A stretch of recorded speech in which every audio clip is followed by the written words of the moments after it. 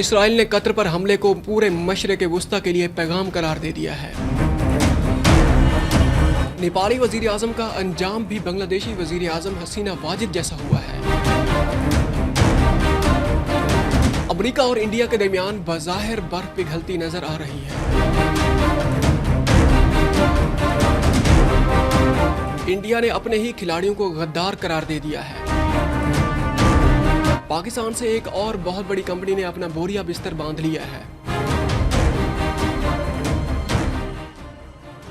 السلام علیکم ناظرین، میں ہوں فہد ہمدانی، آپ کو ڈیجیٹل پلیٹ فارم پر خوش آمدید کہیں گے۔ انٹرنیشنل نیوز کا سب سے پہلے آغاز کریں گے اور قطر کا رخ کریں گے۔ قطر میں ہم اس کا تھوڑا سا ریکیپ دے دیتے ہیں۔ حماس کی وہاں تنظیم بیٹھی ہوئی ہے، اس کی ٹاپ لیڈرشپ بیٹھی ہوئی ہے، ٹاپ ٹائر، اور اس کو ڈائریکٹ اسرائیل نے نشانہ بنایا ہے۔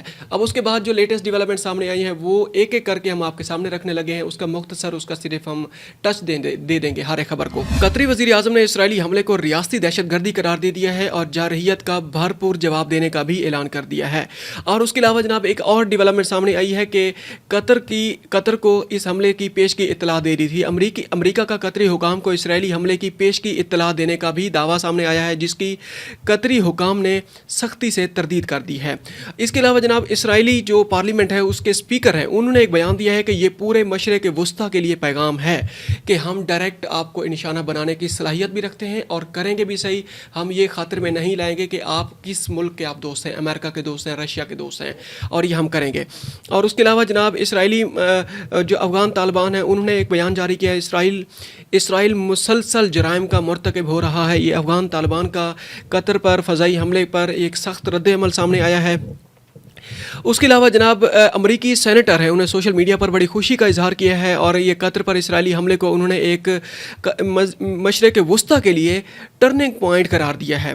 اس کے علاوہ جناب جو ہیں طیب اردوان ترکیہ کے جو صدر ہیں، انہوں نے بیان جاری کیا ہے کہ حماس رہنماؤں کو نشانہ بنانا ظاہر کرتا ہے کہ اسرائیل جنگ ختم کرنے میں دلچسپی نہیں رکھتا۔ اب جو اس میں اہم ترین دو بیانات سامنے آئے ہیں، ایک سعودیہ کا بیان سامنے آیا ہے اور ایک ایران کا بیان سامنے آیا ہے۔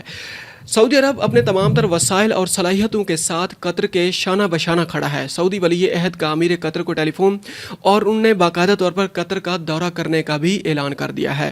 ایرانی وزارت خارجہ کے ترجمان نے دوحہ میں اسرائیل کی جانب سے حماس کے رہنماؤں کو نشانہ بنانے کے عمل کو خطرناک اور بین الاقوامی قانون کی صریح خلاف ورزی قرار دیا۔ ایرانی میڈیا کے مطابق ایران کی وزارت خارجہ کے ترجمان اسماعیل بقائی نے سرکاری ٹی وی سے گفتگو کرتے ہوئے کہا کہ یہ انتہائی خطرناک اور مجرمانہ اقدام ہے جو بین الاقوامی قوانین اور ضوابط کی کھلی خلاف ورزی اور قطر کی قومی خود مختاری اور جغرافیائی سالمیت کی صریح پامالی ہے۔ یہ جو لیٹسٹ ڈیولپمنٹ ہے، یہ مختلف جو رہنما ہیں، جو ممالک ہیں، ان کی طرف سے بیانات سامنے آئے ہیں اور قطر کا جو ورژن ہم نے آپ کے سامنے رکھا ہے، اس کے پاس لیٹسٹ جو فائٹر جیٹس ہیں، F-15 ہے، F-35 ہے، اس کے علاوہ جناب باقی جو بھی جیٹس ہیں، F-18 ہے، اس کے باوجود بھی رافیل ہیں، اس کے باوجود بھی جناب وہ ان طیاروں کو گرانے میں یا اس طیاروں کو جناب ان کا مقابلہ کرنے میں فرنٹ فٹ پہ نہیں آیا اس وقت۔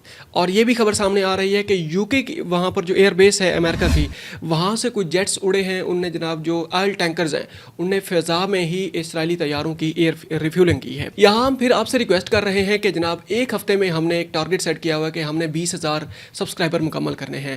ہماری آپ سے ریکویسٹ ہے کہ آپ نے ابھی تک ہمارا چینل اگر سبسکرائب نہیں کیا تو اس کو سبسکرائب کر لیں، ہم آپ کے بہت زیادہ شکر گزار رہیں گے۔ آگے ہم جناب نیپال کا رخ کرتے ہیں۔ نیپال کے کل سے جو جین زی ریولوشن کے بڑے چرچے ہیں وہاں پر، اور اس سے پہلے جناب سری لنکا میں یہ خبر سامنے آئی تھی، اس کے علاوہ جناب بنگلہ دیش میں یہی کچھ ہوا ہے، اب نیپال میں یہ کچھ ہوا ہے۔ اس میں جو لیٹسٹ ڈیولپمنٹ سامنے آئی ہے وہ آپ کے سامنے ہم رکھنے لگے ہیں۔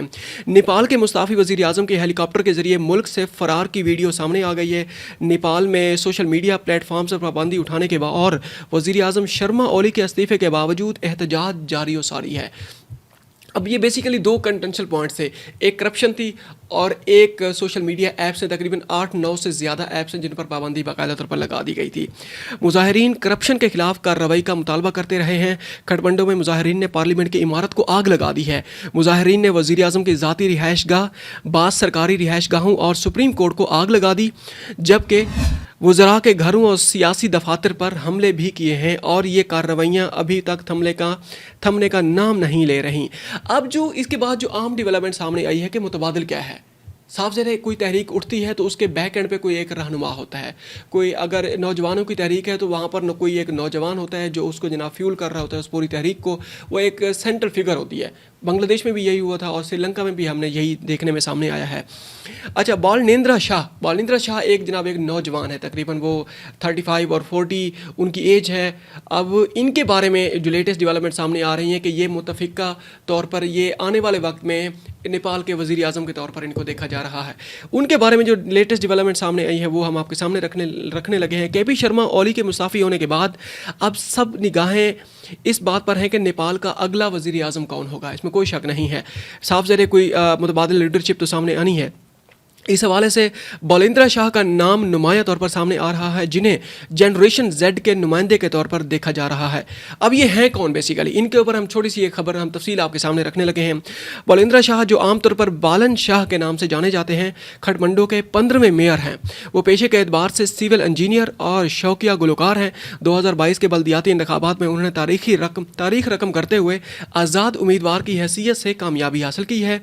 अपने दौरे हुकूमत के दौरान उन्होंने कई इस्लाहात मुतारिफ करवाई हैं, जिनमें सड़कों की सफाई, पैदल चलने वालों के लिए फुटपाथ महफूज बनाना, सरकारी स्कूलों की बेहतर निगरानी और टैक्स चोरी करने वाले निजी स्कूलों पर सख्त कंट्रोल शामिल है। उनकी सबसे बड़ी पहचान करप्शन के खिलाफ ज़ीरो टॉलरेंस पॉलिसी और शफाफ इमेज है। इसमें कोई शक नहीं है, यही दो फ्रंट्स ही हैं जिसकी वजह से जनरेशन जी सामने आई है उनका मुकाबला करने के लिए। जो दूसरी है हुकूमत है उनका मुकाबला करने के लिए 2023 में अमरीकी जरीदे टाइम मैगज़ीन ने उन्हें 100 उभरती हुई शख्सियात में शामिल किया था। आलमी मीडिया ने भी इसकी क़यादत को सराहा। नौजवानों में उसकी मकबूलियत बहुत ज़्यादा है और उन्हें नेपाली सियासत में नई उम्मीद के तौर पर देखा जा रहा है। अब जनाब इंडिया का रुख करते हैं। इंडिया में ट्रम्प टैरिफ के बाद खासकर जो टर्बुलेंस आई है अमेरिका और इंडिया के दरमियान, और बाज़ औक़ात उसके बाद जो लेटेस्ट डेवलपमेंट सामने ये आई थी कि इंडिया ने बाकायदा तौर पर चाइना और रशिया का रुख कर लिया था और बाकायदा उन्हें वेलकम भी किया गया था। अब अमेरिका को जनाब ये लगा कि जनाब या तो उन्होंने इंडिया को खो दिया है या उनके ऊपर ये भी प्रेशर आ रहा था कि जनाब मशरिक में एक नया इत्तेहाद सामने आ रहा है, चाइना उसका जनाब इंडिया और रशिया की सूरत में। अब उसको काउंटर करने के लिए अमेरिका के ऊपर खासकर डोनाल्ड ट्रंप की जो इंतज़ामिया है उसके ऊपर बहुत ज़्यादा प्रेशर सामने आ रहा था। अब उस प्रेशर को आहिस्ता आहिस्ता वो ग्रेजुअली उसको काउंटर करने के लिए अब ये बाकायदा इमेज सामने आ रहा था कि डोनाल्ड ट्रंप की जो इंतज़ामिया है आने वाले कुछ वक्त में ही वो थोड़ा सा अपना सॉफ्ट इमेज शो करना शुरू कर देगी इंडिया के मुतालिक। अब वो डेवलपमेंट सामने आ चुकी हैं। डोनाल्ड ट्रंप ने जनाब एक ट्वीट किया है, I am pleased to announce that and the United States of America, मतलब उन्हें अपनी भी बात किया, यूनाइटेड स्टेट्स ऑफ अमेरिका भी उन्होंने बात की है, are continuing negotiations to address the trade barriers between the two nations, मतलब इंडिया और अमेरिका के दरमियान ये जो ट्रेड बैरियर है और ये निगोशिएशन है, इसको जनाब ये जो मसला है इसको सुलझाने के लिए बड़ी वो मसरूफ़ अमल है। I look forward to speaking with my very good friend Prime Minister Narendra Modi in upcoming weeks. I feel certain that there will be no difficulty in coming to a successful conclusion for both of our great countries। अब ये आने वाले कुछ एक दो हफ्तों के अंदर जनाब हम दो जो ममालिक हैं इनके दरमियान हम बर्फ़ पिघलती हुई हमें आप सबको नज़र आएगी, हम इनमें हमारे ताल्लुकात बेहतर हो जाएंगे। नरेंद्र मोदी को एक मतलब फिर उन्होंने दोस्त कह दिया है और जो दोनों कंट्रीज़ को उन्होंने ग्रेट कह दिया है। अब इंडिया को उन्होंने बाकायदा तौर पर एक ग्रेट कंट्री के तौर पर उन्होंने उसको उजागर किया है। आगे हम बात करते हैं इंडिया की तरफ से एक और डेवलपमेंट सामने आ रही हैं, वो स्पोर्ट्स के मैदान में इंडिया और पाकिस्तान एशिया कप होने जा रहा है यूएई में, और ये एशिया कप के वेन्यू के मुतालिक तो बड़ी खबरें सामने आई थी कि जनाब कोई न्यूट्रल वेन्यू होना चाहिए, पाकिस्तान में नहीं होना चाहिए। पाकिस्तान ने कहा कि जनाब इंडिया में नहीं होना चाहिए, इसी वजह से एक न्यूट्रल वेन्यू सिलेक्ट किया गया है। अब एशियन क्रिकेट काउंसिल के जनाब जो सदर हैं मोहसिन नकवी साहब, उनके साथ हाथ मिलाने पर जो सूर्या कुमार यादव हैं उनको जनाब इंडिया के अंदर बड़ा निशाना बनाया जा रहा है, उनको बाकायदा तौर पर गद्दार डिक्लेयर किया गया है। वो खबर क्या सामने आई है, भारतीय कप्तान सूर्या कुमार यादव को सदर Asian cricket council Mohsin Naqvi और पाकिस्तानी कप्तान सलमान अली आगा से हाथ मिलाने पर गद्दार करार दे दिया गया। एशिया कप 2025 की ट्रॉफी की रोनुमाई और कप्तानों की प्रेस कॉन्फ्रेंस के मौके पर सूर्या कुमार यादव ने मोहसिन नकवी और सलमान अली आगा से मुसाफिया किया, जिसकी तस्वीर वायरल हो गई हैं। तस्वीर वायरल होते ही भारतीय शिद्दत पसंदों ने सूर्या कुमार यादव को आड़े हाथों ले लिया। एक सारिफ ने लिखा कि देश ये गद्दारी कभी नहीं भूलेगा, देश ये गद्दारी कभी नहीं भूलेगा, देश के साथ आपने गद्दारी की है। मोहसिन नकवी और सलमान अली आगा के साथ हाथ मिलाना। एक सारिफ ने नाम निहाद ऑपरेशन सिंदूर के नाम पर पड़ने वाली मार को याद करते हुए लिखा कि हमारे दुश्मनों से हाथ मिला रहे हैं, मुझे नहीं मालूम ये शीशे में अपनी शक्ल कैसे देखते होंगे। इंडिया और इसराइल की जो रिसेंटली जो जंग हुई है उसको उन्हें सामने रखते हुए ये जनाब उन्हें गद्दार उसको क्लियर कर दिया है। आगे बढ़ते हैं, पाकिस्तान का रुख करते हैं। पाकिस्तान में तहरीक इंसाफ के मुतालिक रोज़ाना की बुनियाद पर कोई ना कोई डेवलपमेंट सामने आती है, कोई उनसे ब्लंडर लग जाता है। जिस तरीके से कल एक सहाफ़ी को उन्होंने निशाना बनाया है बाकायदा तौर पर, ये सहाफ़ी हल्के भी यही कह रहे हैं, सोशल मीडिया पे और मेन स्ट्रीम मीडिया पे बाकायदा तौर पर तहरीक इंसाफ को उस पर तनकीद का निशाना बनाया गया है कि जनाब उनसे ये ब्लंडर हुआ है। पहले ही उनकी जो टॉप लीडरशिप है, टॉप टायर जो उनकी टॉप ब्रास जो उनकी लीडरशिप है वो पाबंद सलासल है, ये इनसे जनाब ये मिस हैंडल हो गया है मामला। अब जनाब 9 मई के एक और केस में शाह महमूद बरी हो गए हैं। यास्मीन राशिद और दीगर को 10-10 साल कैद की सज़ा सुनाई गई है। लाहौर की इंसदादी दहशतगर्दी अदालत ने 9 मई को माल रोड पर सुप्रीम कोर्ट के जज के स्कॉट की गाड़ी जलाने के केस का फैसला सुनाया है। अदालत ने तहरीक इंसाफ के रहनुमा शाह महमूद कुरैशी को बरी कर दिया, जबकि डॉक्टर यास्मीन राशिद, एजाज चौधरी को 10-10 साल कैद की सज़ा सुना दी है।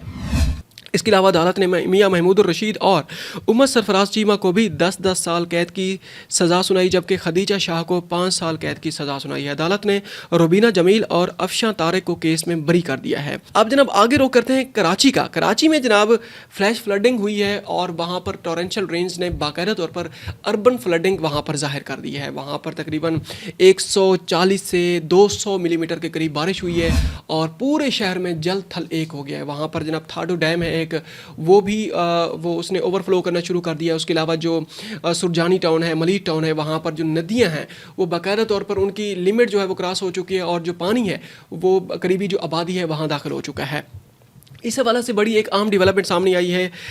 जनाब director climate action centre Yasir Hussain ने ARY न्यूज़ को बताया कि केमाड़ी से स्टील टाउन तक की साहिली पट्टी मुसलसल धंसती जा रही है। उन्होंने बताया कि एक तरफ समंदर चढ़ रहा है तो दूसरी जानिब ज़मीन धंस रही है, यानी ये एक प्याला नुमा बनता जा रहा है और अगर खुदा न खास्ता हल्की फुल्की सी भी सुनामी की सूरत हाल पैदा हुई तो इसके अंदर पानी भी भर जाएगा। यासिर हुसैन ने बताया कि हुकूमती सतह पर यहाँ जितने भी तामीराती काम हो रहे हैं वो मास्टर प्लान के तहत नहीं हो रहे। उनका कहना था कि जब आप कंक्रीट का शहर बना देते हैं तो पानी ज़मीन में जाने के बजाय गटर में जाता है, फिर नाले से होकर समंदर में जाता है। रिपोर्ट के मुताबिक ये ज़मीन धंसने की ये रफ्तार चीन के शहर तियानजिन के बाद तीसरे नंबर पर रिकॉर्ड तौर पर सामने आई है, जिसके बाद कराची के साहिली पट्टी पर कायम इमारतों की ज़मीन को बहुत बड़ा ख़तरा लाहक हो गया। और इसके अलावा ये सोने पर सुहागा ये भी सामने आया है कि जब भी अर्बन फ्लडिंग का ख़तरा पैदा होता है, जिस तरीके से अभी ये सिलसिला जारी है, तो इस तरह के मामलात में तेज़ी सामने में नज़र आती है। पाकिस्तान के अंदर एक और बड़ी अहम डेवलपमेंट सामने आई है। एक पाकिस्तान में जो FDI फॉरेन डायरेक्ट इन्वेस्टमेंट के हवाले से बड़ी चहमगोइयाँ होती हैं कि आ रही है या जा रही है। अभी एक जनाब अहम डेवलपमेंट सामने आई है, वो है जो एक यामाहा कंपनी है। यामाहा मोटर बाइक्स भी हैं, बाकी भी उनकी इलेक्ट्रॉनिक अप्लाइंसेस हैं और बाकी उनकी जो डेवलपमेंट्स हैं, जहाँ पर जो इंडस्ट्री है बाकायदा तौर पर उन्होंने पाकिस्तान से मूव करना शुरू कर दिया है बाहर की तरफ। यामाहा का पाकिस्तान में मोटरसाइकिल की पैदावार बंद करने का बाकायदा तौर पर ऐलान सामने आया है।